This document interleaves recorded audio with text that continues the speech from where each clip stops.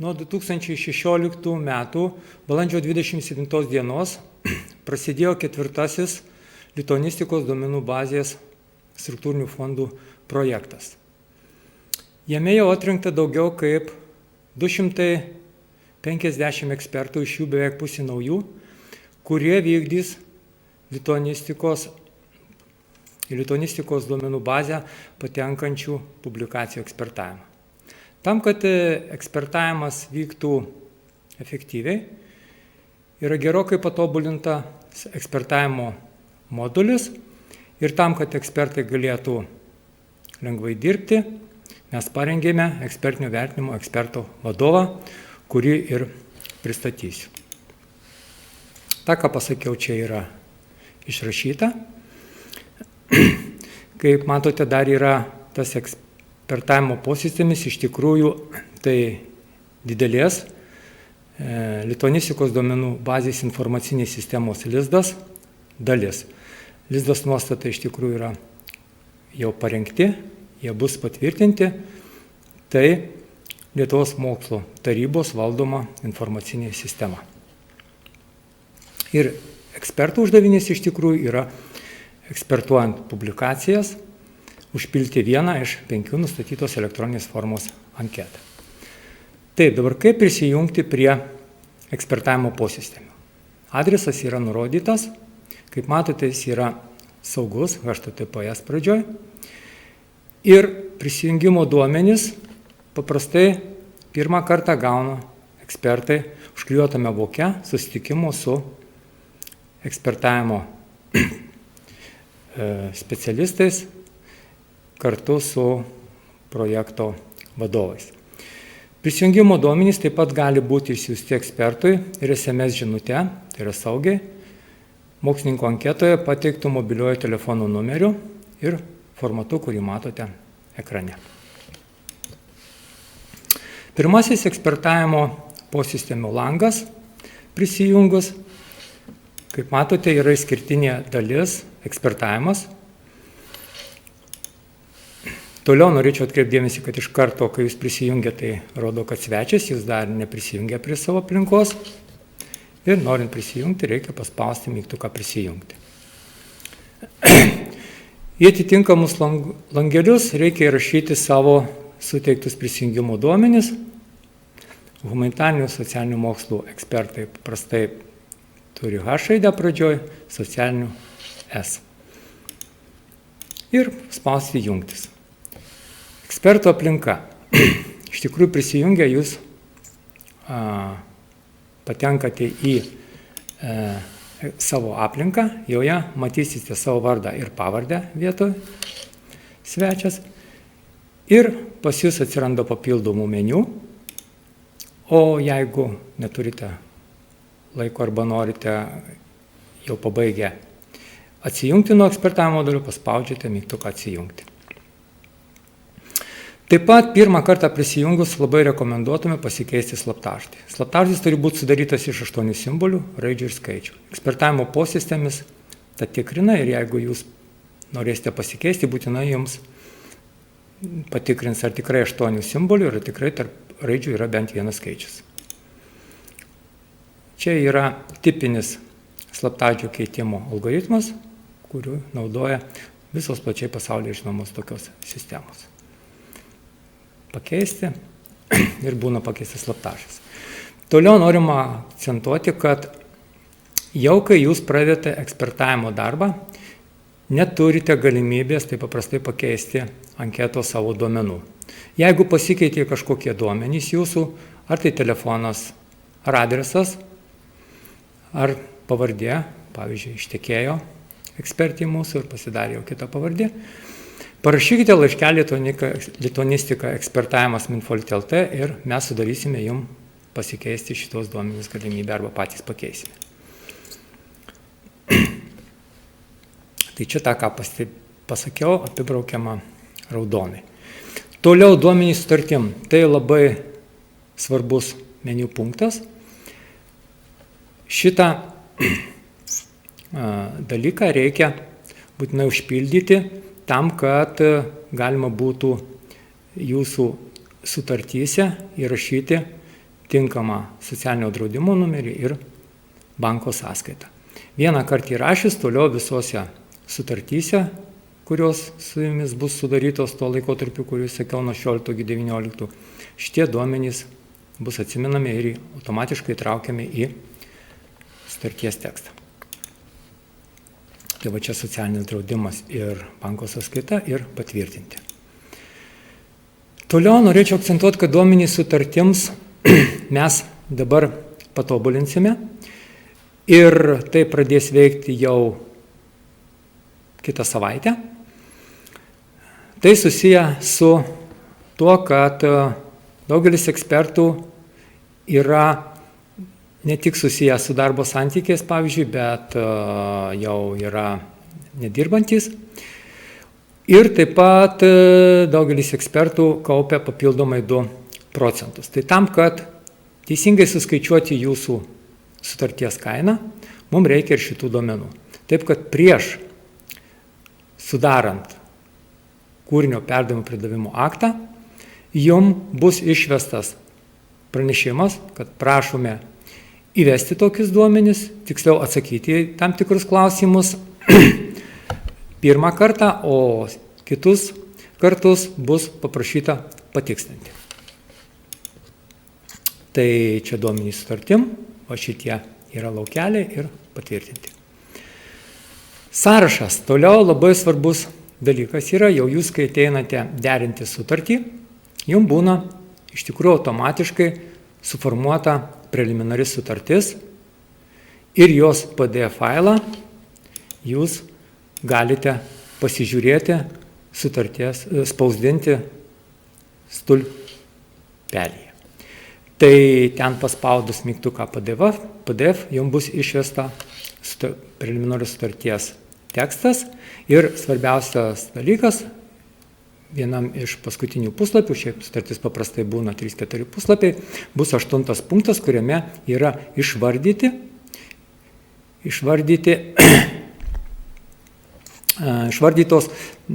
jums priskirtos publikacijos. Ir tų publikacijų numeriai būna pradžioje, jums reikia peržiūrėti, kiek yra, jeigu jūs iš karto jau matote, kad jums pažįstami yra šitie kūriniai, tai jūs pasižymit, kad žinot, kad viskas tvarkoje, jos galite jau ekspertuoti. Jeigu yra kažkokių neaiškių, kurios reikia pasitikrinti, tai prieš pasirašant sutartį jūs turite jos pasitikrinti, kad teisingai suformuoti sutartį. Jeigu kažkurie iš šitų pasiūlytų publikacijų jums bus netinkamos, jūs apie tai turite informuoti projekto vadovus. Tai kaip tai daroma? Tai reiškia pasirinkę punktą ekspertuoti, pasižiūrite jums visas automatiškai priskirtas publikacijas, suderinate sutartį ir toliau galite ekspertuoti. Tam prieš pradėdami ekspertuoti, rekomenduojame pirmiausia pasižiūrėti, aišku, publikacijos tekstą, nors jį jūs galbūt ir esate kažkur jau skaitę.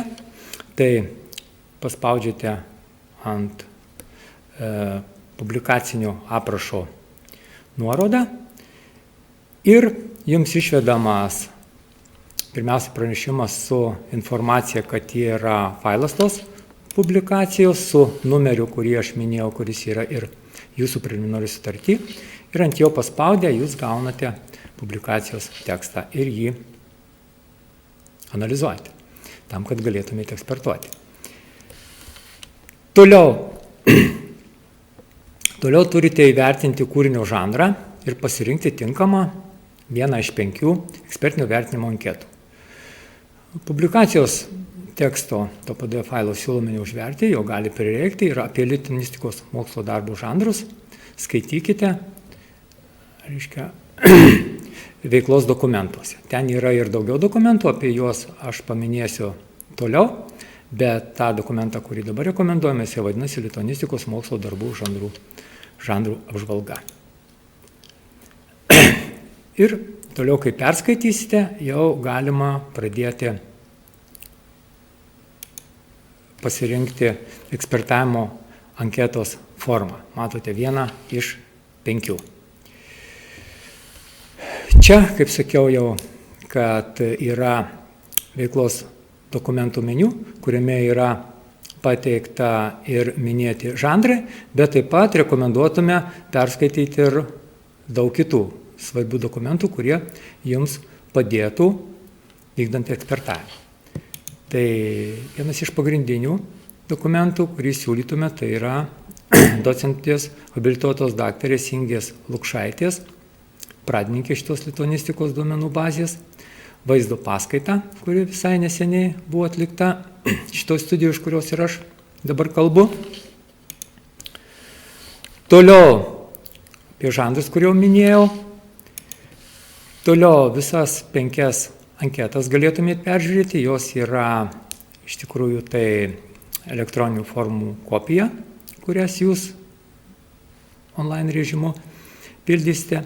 Ir, žinoma, taip pat rekomenduotume ir studiją, nesvarbu, kad jinai 2007 metais parašyta, bet jinai yra kaip chrestomatinis dokumentas lituanistikos duomenų bazės. Na ir kiti veiklos dokumentai, su kuriais jau jūs susipažinę ir gavote anksčiau,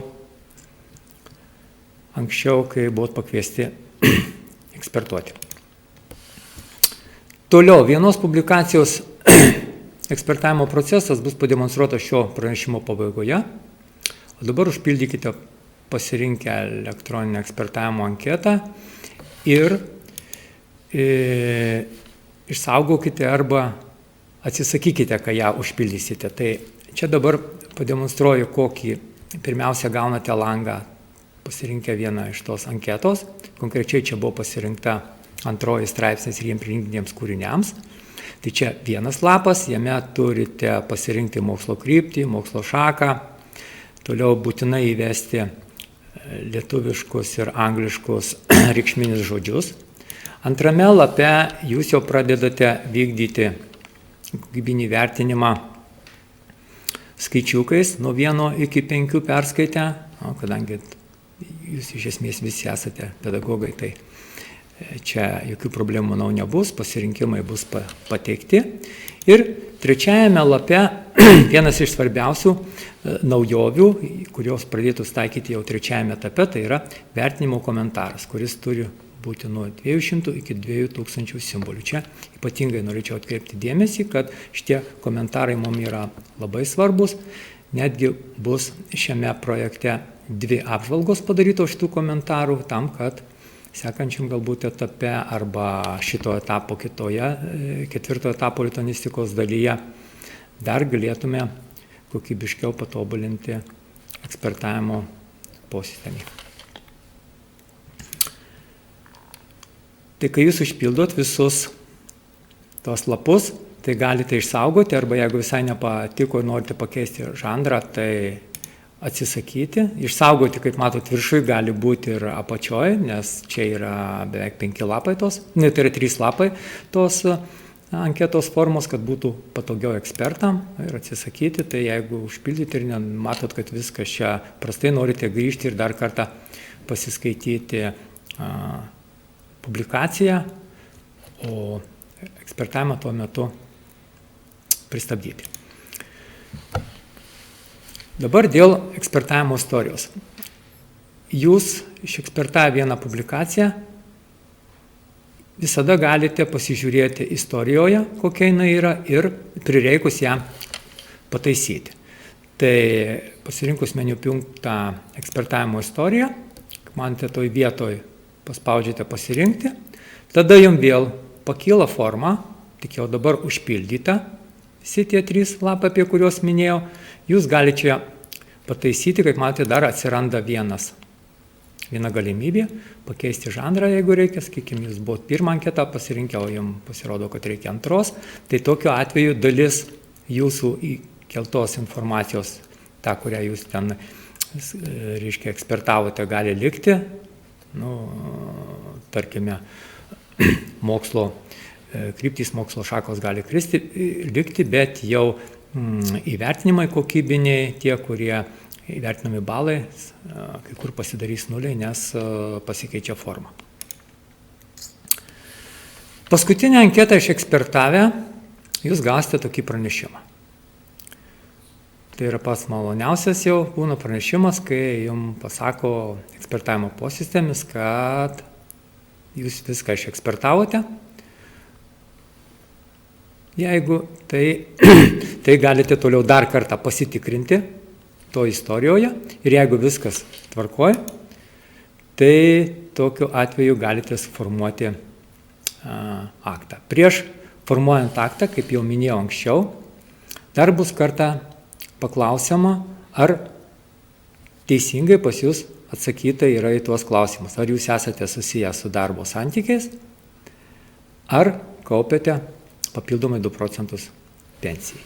Jeigu kažkas pasikeitė, tarkim, jūs tuo metu buvote, nedirbote, o dabar dirbate, tai turite parašyti teisingai, nes priešingų atveju mes neteisingai suformuosime jum mokėjimą ir su sodra mes tada turėsime tokią negerą situaciją, reikės perrašyti ir ten daug nekorektiškumų įvyksta ir remiantis mūsų jau 3 etapo patirtimi, mes už tai ir nutarėm šitos 2 klausimus jums pateikti.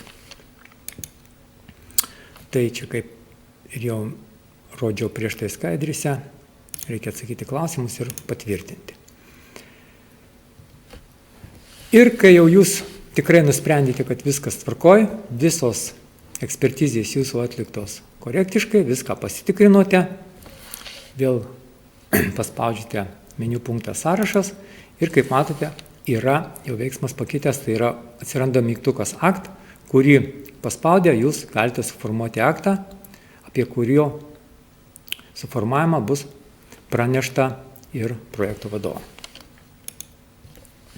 Tai paspaudę aktą dar kartą jums primenama, kad adresai, kuriais jūs turite parašyti laiškelį arba mobiliu telefonu parašyti, kad jau jūs norite atvykti apiforminti tą aktą. Ir jeigu pasižiūrėsite į sąrašą savo sutarties, tai matysite, kad jame jau yra pakeista baigimo data, etapas pakeistas iš vykdoma į baigtą ir suformuotas skaičius ekspertizių, kurias formavote ir veiksmai visi iš tikrųjų baigti. Taip pat pasikeičia jūsų ir istorijos vaizdas, tai yra jau jūs negalite nieko taisyti, ekspertavimo anketos visos padarytos ir jums neleidžia daugiau pasirinkimo. Viskas aktas uždarytas, einat pasirašyti ir gaunate atitinkamą atlygį. Dabar demonstracija. Tai norėčiau perėti prie demonstracijos, bus iš tikrųjų parodyta kaip techniškai grinai, pavyzdys tikrai ne toks, kad galėtumėte jūs jį taikyti pačiai ekspertavimo metodikai, bet tik taip pažiūrėti techniškai, kaip atrodo visi mano paminėti meniu praktikoje.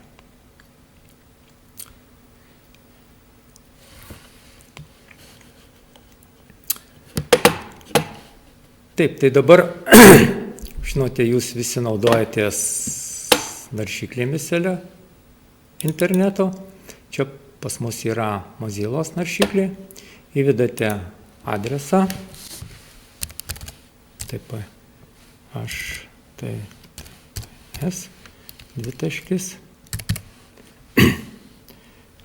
Infolet.LTX.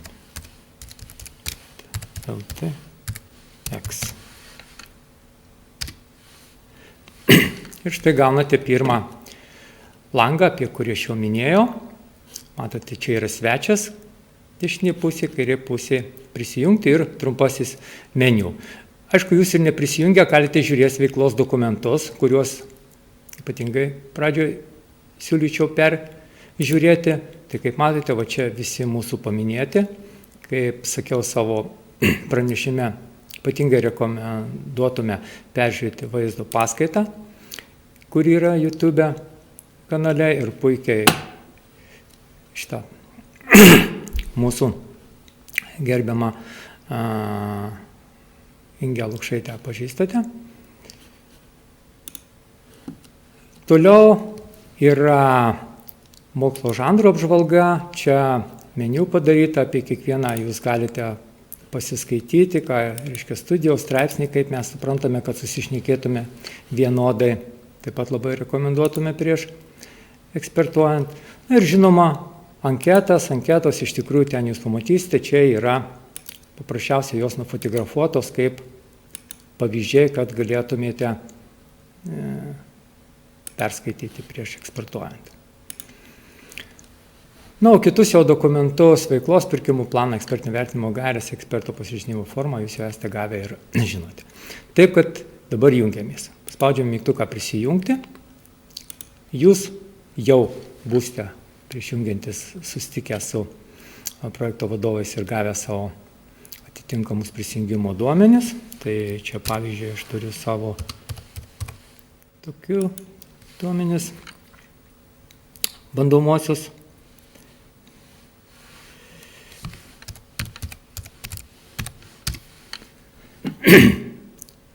Ir, kaip matot, jūs papuolėt jau į ekspertavimo aplinką. Čia pavardė yra šito eksperto vardenis, vardas.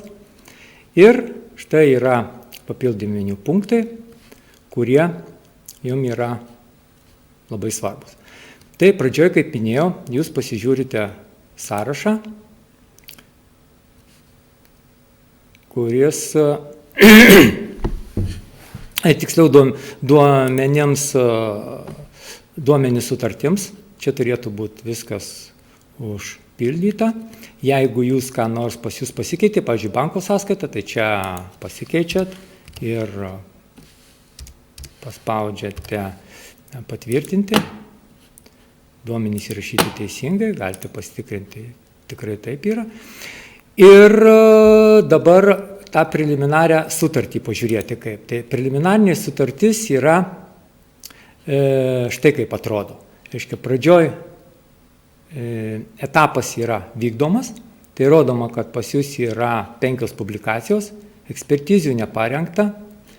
Pradžia yra jūsų sutarties 12.2, pabaiga turėtų būti iki 01.23, bet tai nereiškia, kad jūs negalite anksčiau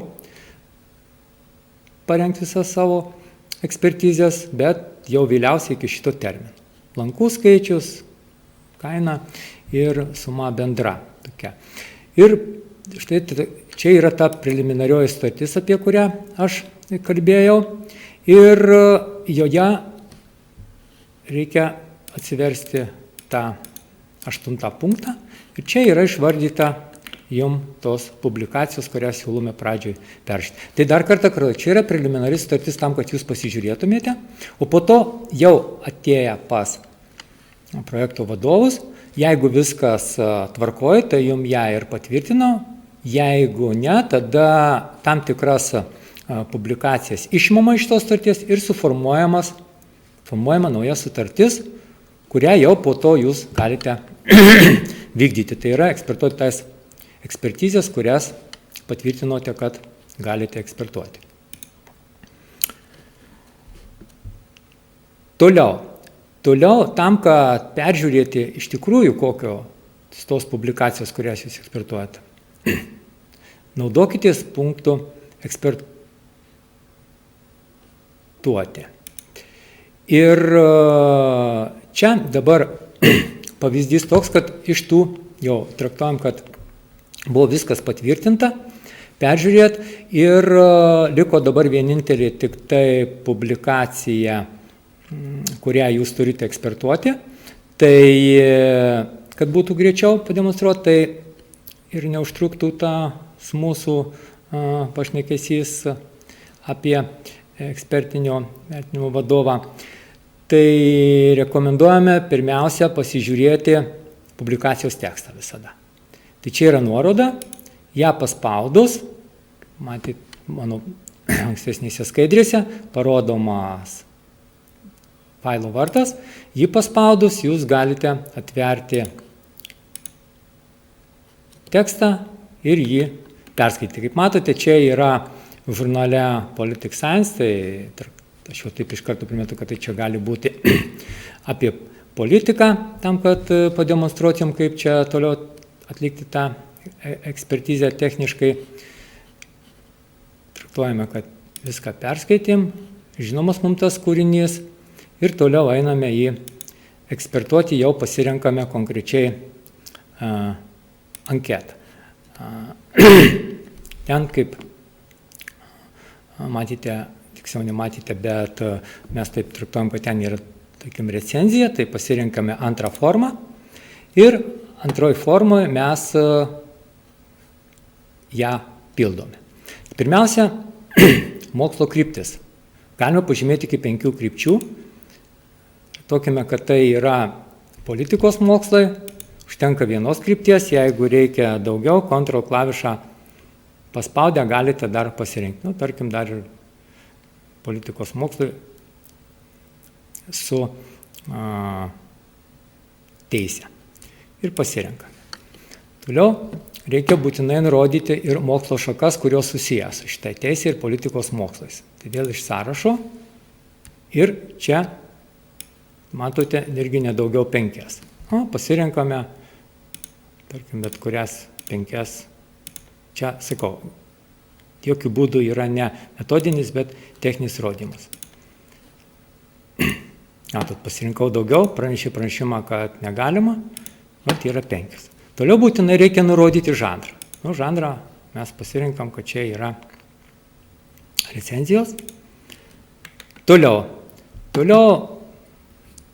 perskaitėme ir traktuokime, kad nėra nei lietuvių, nei anglų kalba santraukų, jas parengs vėliau kiti ekspertai. Ir įrašome reikšminius žodžius. Reikšminius žodžius tikrai norėčiau, kad parinktumėte labai atidžiai. Čia yra rekomendacijos parašyta, kaip jie turėtų ir kokia jų funkcija turėtų būti. Net kaip pavyzdį mes, pavyzdžiui, lietuviškas reikšminis žodis 1, kabletaškis, reikšminis žodis 2, angliškas keyword 1, kabletaškis, keyword 2. Nebūtinai turi atitikti ir tų lietuviškų ir angliškų žodžių skaičiai, bet mes rekomenduotume, kad atitiktų. Ir toliau grinai techniniai dalykai aš demonstruosiu, jūs žinoma šitą daiktą turite labai rimtai žiūrėti ir parinkti tuos skaičiukus labai atidžiai, nes jeigu kurio nors neparinksite, bent vieno, nuliuką ir paliks ir tai gali labai įtakoti ekspertizės svarbą ir pačios publikacijos, ar jinai pateks į lituanistikos duomenų bazę ar ne. Tai aš čia visur vienodai, kad būtų paprasčiau, sudedu, pavyzdžiui, 3, kai kur 2, vėl 2, 3, tokia techniška, sakykime, publikacija šita. Jūs čia perskaitot, kiekvienas yra šitas kokybinio vertinimo elementas yra labai svarbus. Aš dar kartą akcentuoju, kad aš tik tai techniškai visiškai pademonstruoju jums, kas yra stiliaus tinkamumas, tarkim, 4. Ir turinio vertinimo originalumas 2, 3, 1, analizės apžvalgų požiūriu. Bet aš tikrai siūlyčiau, kad visus atidžiai perskaitykite, nes jeigu kur 0,1 paliksite, tai sistema šito negali patikrinti ir jį paliks taip. Taip, kad dėl to aš čia praeinu visus, parodydamas, kad visi yra labai svarbus ir jau jeigu paliekate 0, tai reiškia jūsų atsakomybė. Ir štai, tarkim, jau čia viskas aš noriu išsaugoti. Tai va, noriu išsaugoti, bet čia jau sistema praneša, kad prašoma užpildyti ir tą komentarą, apie kurį aš minėjau, kuris yra labai svarbus vykdant ekspertavimą. Tai tarkim, aš čia kopijuosiu kažkokį tekstą ir įvesiu. Parodau, kiek čia yra tų simbolių ir dabar išsaugoti. O kaip minėjau, arba čia, arba jūs čia viršui kažkur esate, galima pasaugoti čia. Arba jeigu atsisakysite, viskas dings ir vėl į tą grįžite atgal sąrašą. Tai mes jau nedemonstruosiu, kaip grįžti, bet vykdau išsaugojimą ir štai jums pranešimas. Kadangi ten buvo 4 jau išekspertuotos publikacijos, dabar 5, uždarome langą, užsirašėme kur ir einame į sąrašą. Kaip matote, atsirado mygtukas aktą.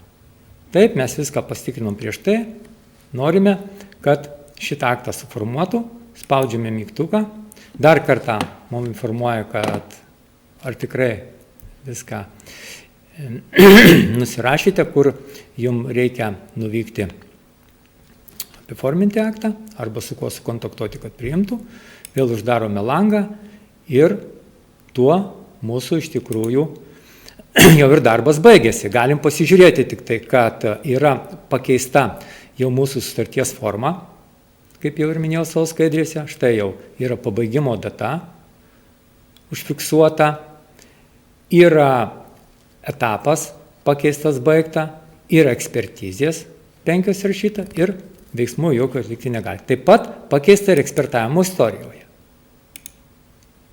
Ekspertavimo istorijoje dar dabar nepakeista, kai jums bus jau suformuota, patvirtinta, kad aktas viskas teisingai, jums bus pakeista ir ekspertavimo istorija, tą apie ką aš minėjau. Tai viskas, tuo ir baigiame ekspertavimo vadovo apibūdinimą. Sėkmės jums eksportuojant lituanistikos kūrinius ir tokiu būdu plečiant mūsų lituanistikos duomenų bazę.